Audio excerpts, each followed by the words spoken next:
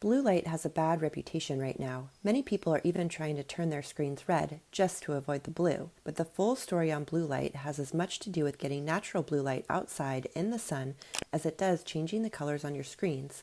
In fact, simplifying our understanding of blue light to blue light is bad, avoid it, could prevent us from understanding one of the most fundamental positive drivers of optimal health. And that foundation begins with blue light from the sun. It shows up from sunrise to sunset. In the right place, at the right time, in the right company, blue light is our best way forward for circadian rhythm and better health. Getting blue light isn't a once-in-a-lifetime sliding doors moment of being in the perfectly right place in nature at the exact right time. It just means being outside, anywhere, between sunrise and sunset. That's when blue light and sunshine shows up in nature. And you should definitely start your day and end your day with it, especially if you are taking your health seriously. That's because blue light from nature is essential to how your body functions. It controls your circadian rhythm, and your circadian rhythm optimizes your health. When you go outside, if you haven't been there for a while, you'll find a big yellow ball in the sky that delivers a full rainbow of colors all day long. This rainbow includes blue, and it's really, really important. Blue shows up alongside red, orange, yellow, green, indigo, and violet in the rainbow, with plenty of infrared and a little UV thrown in, assuming you have UV at your latitude. Together, the full spectrum of solar wavelengths work as a team to cover the jobs your body needs to do, especially the ones you care about most, like metabolism, hormones, mood, and sleep. Blue wavelengths of light has a very special role for us humans. In fact, our eyes are designed specifically to pick up the blue that the sun is throwing down. Why are our eyes so keen on blue? And why would we be designed to hone in on this wavelength specifically? Did nature make a mistake? Nope. She knows exactly what we need. And that is to tell time. Not with our Apple Watch, not with our grandfather clock, with our body. It's the world's best timekeeper we've lost in our modern world. Our body runs on clocks and circadian timing. This isn't a biohack. It's a Nobel Prize winning concept from 2017. No time outside, no blue light of nature, no clocks working. And when your clocks don't run on time, they start slowing down. That's when your aging goes tick-tock faster than you expected. We're actually designed for longevity and running well when we live by nature's light signals. We've just decided to sit inside too often and not let our natural systems run by nature's signals. We've decided to chase longevity inside, and we're losing the race. The good news, nature wants us to win and feel our best. In fact, we are perfectly designed to be outside, just like our ancestors. We're just not using our best tools we already have for optimal health. And these tools are our eyes and our skin. You can say the window to our soul and our biggest organ, our skin, our best tag team for health. In fact, nature made our eyes particularly sensitive to signals of light to help set our circadian rhythm. Our body even designed a special spot in our brain behind our eyes to take in signals of light most effectively. These signals of light help us set our clocks, help us tell time so that we can run our bodies in sync with nature's cues. One big word you should learn if you care about your health is suprachiasmatic nucleus, SCN.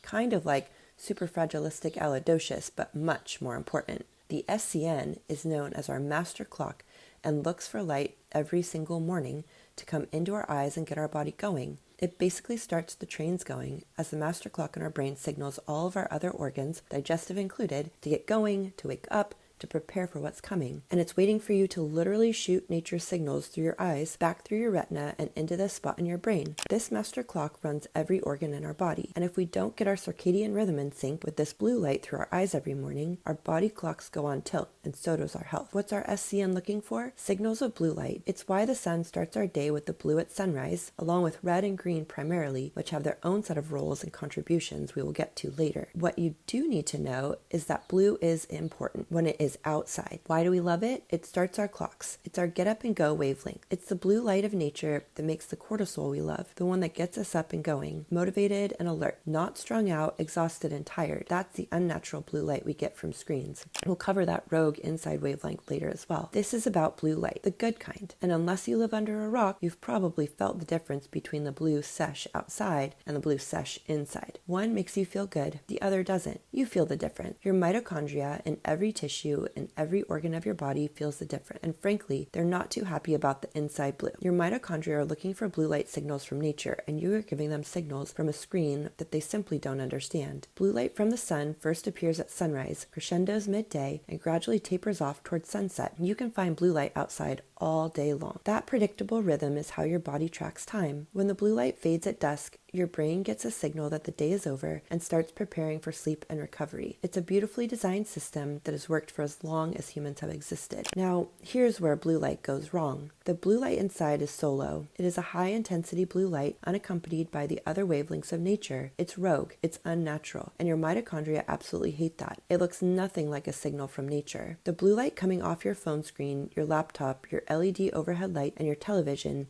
is a completely different situation, and it's solo blue light showing up without the red and infrared and everything else that would normally accompany it in nature. Your body has never encountered it before in any meaningful evolutionary sense, and because your eyes and skin are so sensitive to blue light as a timing signal, remember, we have blue light photoreceptors in our eyes and skin, our body responds to this artificial blue light version and spins its wheels trying to figure it out, especially when we provide our body midday high-intensity blue at 10 o'clock at night. So when you're sitting under LED lights and staring at screens at 10 o'clock at night, your brain genuinely thinks it's some kind of solar daytime. And what does it do then? Prepares for daytime, i.e. suppresses melatonin and spikes cortisol. It's go time. The only problem? It's nighttime.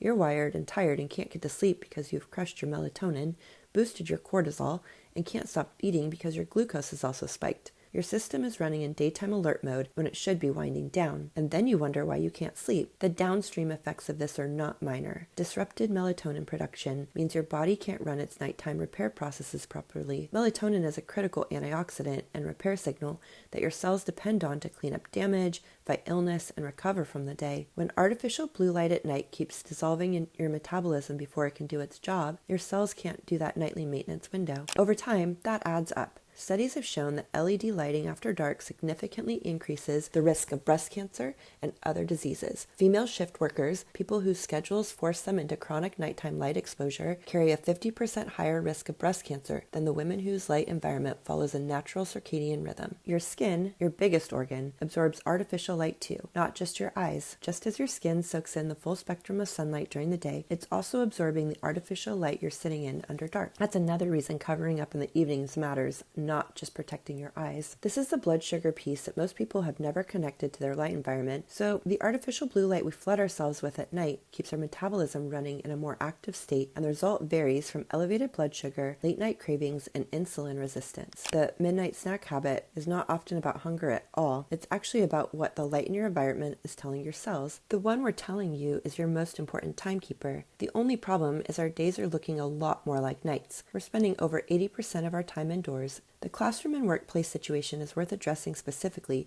because it's affecting kids and adults in ways that aren't getting enough attention.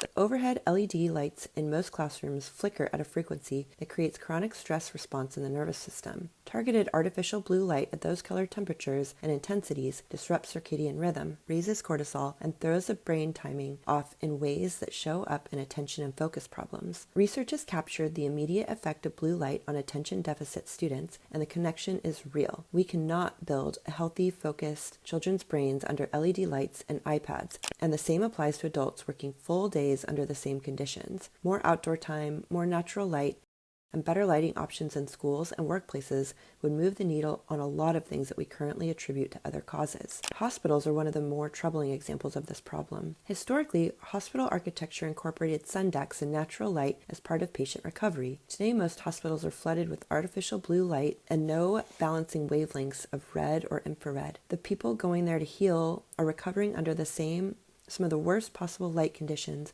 and the doctors and nurses are working long shifts under those lights, and they're accumulating their own significant health risks in the process. So, what do you actually do about all this, given that screens and artificial lighting are not going away? The first and most impactful thing to change is what happens in our home after sunset. Dim your lights. Swap out LED bulbs for circadian-friendly options that don't blast isolated blue frequencies into your space after dark. If you're watching television or using a screen in the evening, blue blocking glasses are non-negotiable. Not the clear ones that claim to block blue light, but they don't actually do much. The ones at work are orange, and yes, they look a little unusual, but they do the job. Yellow lenses work well during the day when you're inside under artificial light. Orange lenses are good for the evening hours when you want to wind down but still function. Red lenses are best for the hour or two right before bed when you want to maximize melatonin production before sleep. The daylight computer is another option worth knowing about for anyone who needs to use a screen during the day and wants to take it outside. It uses the sun as its backlight and emits zero blue light when used indoors, which makes it genuinely different from every other device on the market. Your phone specifically has a setting worth using. In accessibility settings under display and text size, you can turn on the color filters and push the color tint all the way to maximum red. It makes your screen look like it's covered in a red filter that removes the blue light almost entirely for nighttime use. It takes about 30 seconds to set up and can be one mitigation strategy. Keep your bedroom as dark as possible. Blackout shades, no LED standby lights from devices, no phone charging on the nightstand. Your body produces and releases melatonin in true darkness, and even small amounts of light in the room during sleep can interfere with that process. This is also why covering your body in the evening matters, limiting light exposure to your skin as well as your eyes after the sun goes down. For kids, the urgency is higher because their retinas and developing brains are more vulnerable to artificial blue light. Their myelin sheath protection is still developing well into their 20s, which means the frequencies from screens and Wi-Fi hit them harder than they hit fully developed adults. Getting kids off devices and outside as much as possible, particularly in the summer when the opportunity is there, is one of the more genuinely protective things a parent can do. Let them be bored. Let them figure out what to do without a screen. Help them find dopamine outside, from the sun, from movement, from actual interaction with the world. The sun is a far better dopamine source than any device, and it doesn't come with the melatonin crash and glucose spice on the back end. The bottom line is that blue light itself is not the enemy, as long as you find it outside. Nature's blue light, delivered in full spectrum and the right times, is essential. It's a solo, rogue, around-the-clock artificial version that your body doesn't like. Get your blue light from the sun during the day. Block the artificial version at night, and make your evenings look a lot less like noon. Get your light right.